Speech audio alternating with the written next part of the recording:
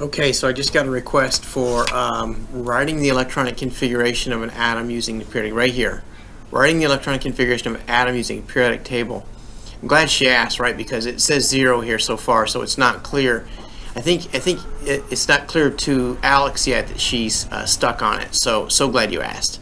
Alright, so I'm going to click on that, make a screen. Where do I got here? Okay, yeah. Make a screenshot. Open up my whiteboard,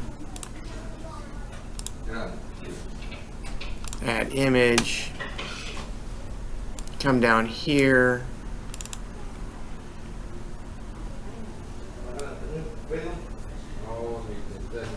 okay, boom. Okay, so here's the question. Write the electronic configuration of an atom of the element highlighted in this periodic table, in this outline of the periodic table. Okay, so what we're going to do, I'm going to not going to pull the explanation up. I'm just gonna say what we're going to do. So for electronic configuration, what we're going to do is I'm going to step my way across the periodic table, and I'm going to start out here. I think I need to move my pen. Okay, so I'm going to start right here and say this.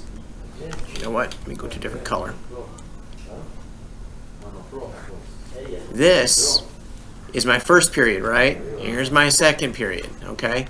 This is the S block, this is the P block, and this is the D block.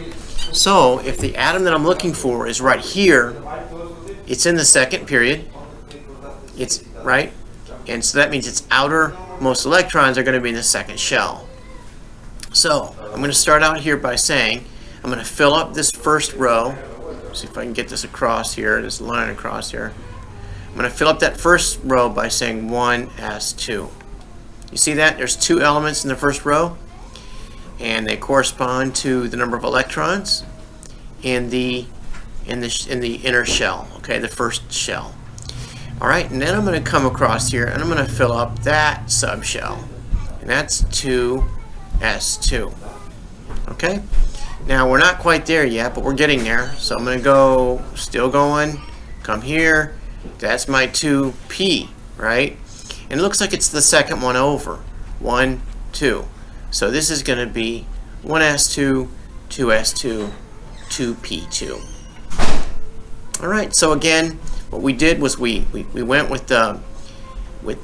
start out with the 1s shell. And we just sort of go across the periodic table, and we just keep going across the periodic table until we get to the atom that we're looking for, and we stop, right? So 1s2, 2s2, here's 2p, but there's only 2 of them in there, right? So 1s2, 2s2, 2p2. And this I sort of assumes, what you would see from the explanation, that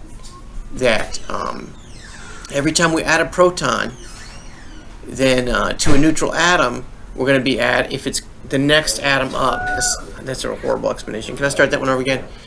That for each atom that has a proton more than the atom before it, for it to be neutral, has an extra electron, right? So the number of protons and number of neutrons, man, I'm sorry, it's really late. The number of protons and the number of electrons are equal in atoms, because atoms are neutral. Alright, I hope that's helpful. I may decide I need to go back and re-record that later. That was a little bit clumsy, but I hope that's helpful. Please make a request. We'll do another one.